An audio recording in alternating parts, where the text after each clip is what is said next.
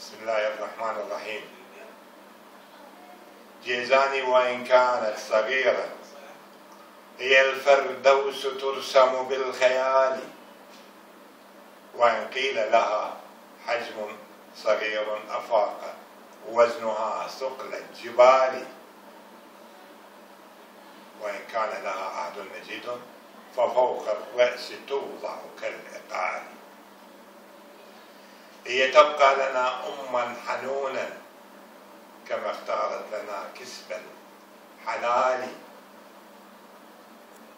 وشهيدها لا زال حيا هي اختارت له درب النضال، فلا اقترفت بحق الغير جرما ولم يخطر لها جرم ببال،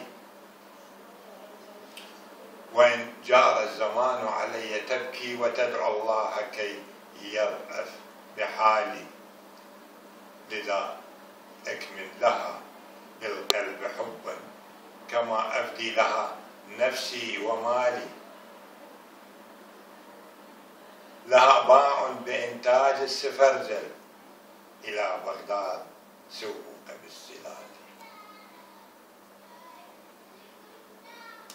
لذا أترك لها الأقلام تكتب، عسى الأقلام تكتب باعتدال. والسلام عليكم ورحمة الله وبركاته. الشاعر عبد الواحد العامري، جيزان، الإمام الخامس.